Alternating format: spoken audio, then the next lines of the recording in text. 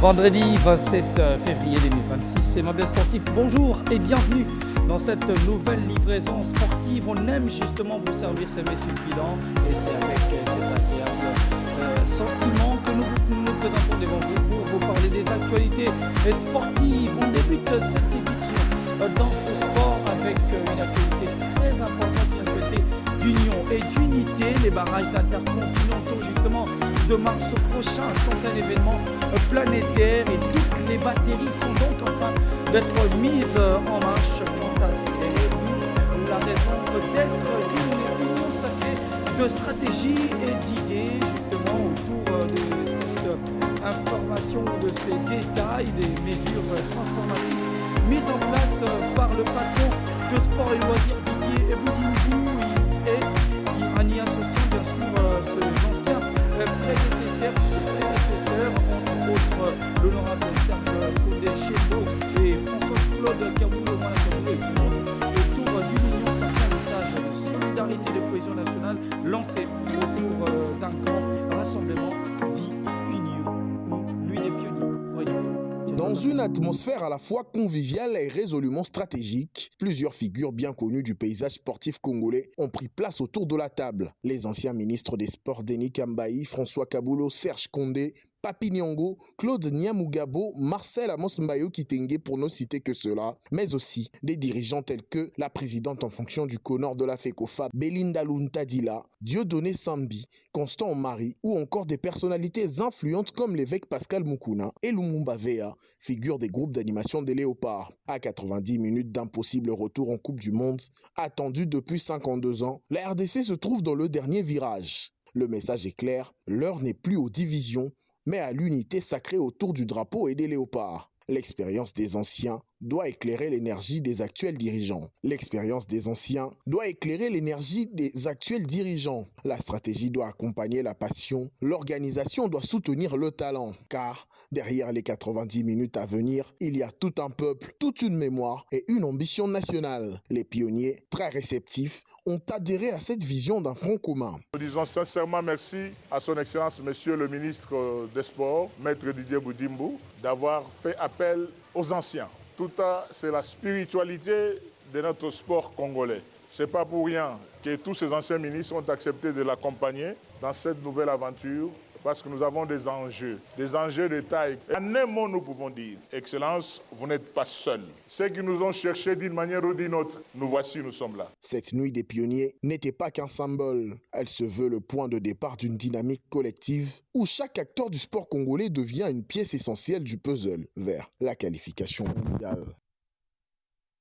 Vous avez bien sûr entendu cette voix de Jason Mayele Bassakissa avec une signature importante. Tournoi Unifac U17, on reste toujours dans le registre du football, on parle du tournoi Unifac U17, jour de grandes attentes pour les léopards U17 du sélectionneur Alpha Mukwasa qui rêve encore d'écrire une nouvelle page d'histoire à l'encre dorée. Une première avait été donc écrite le mardi dernier, la deuxième ou la seconde signature sera bien sûr un trophée de la zone Unifac. Ça passe justement par un succès face aux Lions indomptables cadets du Cameroun. Les deux sélectionneurs et leurs joueurs ont été justement à la traditionnelle conférence d'avant-match. Regardez.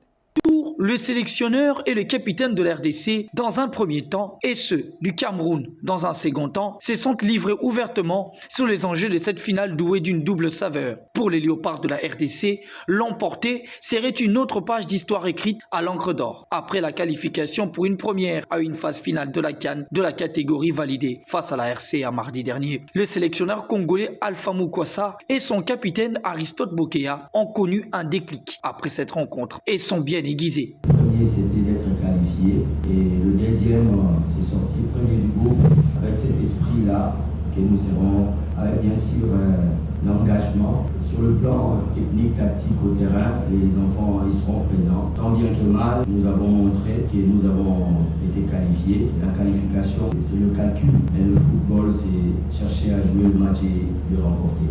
Nous avons la confiance en nous, C'est une très belle équipe. En plus, notre qualification nous a encore plus motivés. Comme je l'ai toujours dit, c'est à la maison, donc nous jouons pour l'honneur du pays.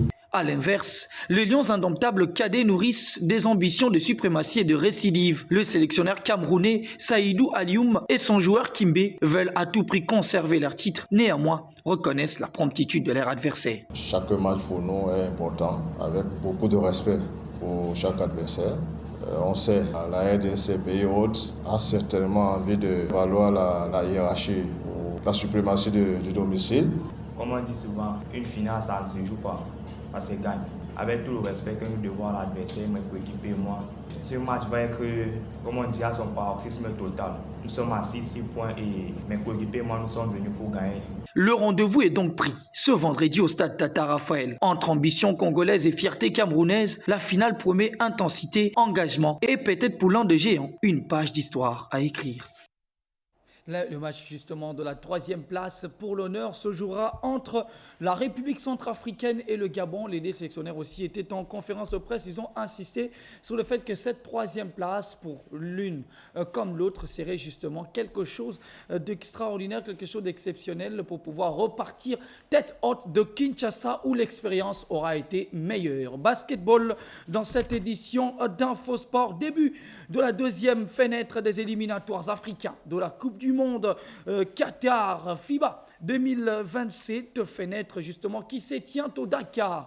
Vous le savez, les hommes de Michel Perrin justement ont enregistré un succès assez intéressant pour le compte de la RDC en s'imposant 87 points à 79 devant Madagascar dans une rencontre de partage en ex-aequo de carton, 2 pour les Léopards, 2 pour le Baréa, la République du Congo victorieuse du premier et du 4e carton, respectivement 29-11 et 26-18, a su prendre la mesure de son adversaire. Prochain adversaire, vous le voyez en image, la Côte d'Ivoire va donc défier la République démocratique du Congo ce vendredi dans la soirée. Ça sera 18h heure de Kinshasa. Dans l'autre rencontre où le Sénégal défiait la Côte d'Ivoire, victoire des éléphants de la Côte d'Ivoire, 90 points à 80 face aux Sénégalais. On parle cette fois-ci du football à l'étranger. On débute avec le Coupe d'Europe en IFA Europa League. 4-5 Congolais étaient donc en lice. Fortune diverse pour ces internationaux congolais en phase de barrage de la Coupe de l'IFA Europa League. Lille s'est imposé début à 0 face à Étoile Rouge en déplacement après la défaite à 1-0 en aller. Chancel Mbemba et Moukaou étaient bien sûr de la partie. Chancel Mbemba était titulaire dans cette rencontre pour un retour après 2 rencontres manquées justement en IFA Europa League. C'était un retour clinquant puisque victoire 2-0 et solidité défensive pour Chancel Mbemba. Et aussi, il faut le signaler, Ngalel Moukaou est monté en cours de jeu. C'était dans les 80, lors de la 95e minute de jeu, dans les ultimes minutes de la rencontre. Ils sont donc qualifiés pour les 8e de finale de l'Europa League, de l'IFA Europa League. Genk et Joris Kayembe également ont validé leur ticket pour le 8e de finale en score cumulé 6 buts à 4 devant Dynamo Zagreb. Joris Kayembe a joué 62 minutes dans cette rencontre, a écopé d'un carton rouge, ce qui avait fait en sorte que son entraîneur le sorte dans cette rencontre. Afimiko Pouloulou, toujours aussi décisif, il a également été décisif lors de cette rencontre face à cet adversaire européen au niveau de l'Europa League. Bien sûr, son équipe a été éliminée, mais lui, il a délivré une passe décisive lors de succès 4 buts à 2 de son équipe qui a été insuffisant puisque battu 3-0 en match aller. Tirage au sort prévu justement ce week-end, c'est vendredi 27 février 2026 à 12h, heure de Kinshasa à Zurich en Suisse.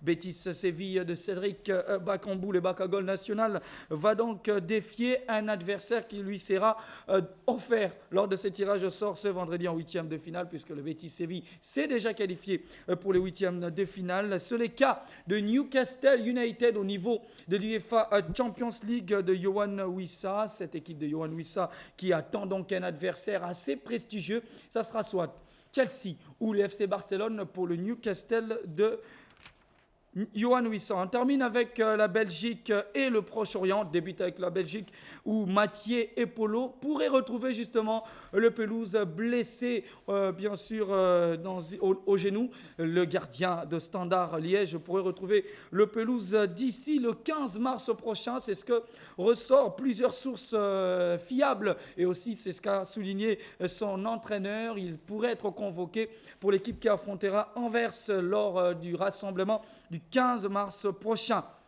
Et donc, il est attendu pour les barrages intercontinentaux puisqu'il va revenir en forme avant la publication de la liste des Sébastien Desabre. Proche-Orient pour terminer, Simon Obanza, des nouveaux décisifs. Troisième but en 2026 et quatrième but en 2024, 2025, 2026 pour le Congolais lors du succès 5-0 de son club Al Jazeera face à Al Sharjah. Le Congolais a donc disputé l'intégralité de la rencontre et a marqué un but exceptionnel. C'est donc sur ces bémols du football à l'étranger que nous bouclons complètement cette édition d'Infosport. Merci grandement à l'équipe technique qui nous a tenu compagnie dans l'ombre. Christian Mwanakayembe, Pécho, Omoubenga, Florent Batampi, Didier Diawa, sans oublier justement celui qui est la plaque tournante, Alain Ngalia. Merci à vous d'être branchés sur les antennes de la RTNC. L'information inédite, vérifiée, authentique, c'est sur les antennes de la RTNC. Restez branchés sur nos antennes. Suivez le journal télévisé, la première édition en langue française avec Serge Matin. On se retrouve dans nos prochaines éditions d'Infosport. Au revoir.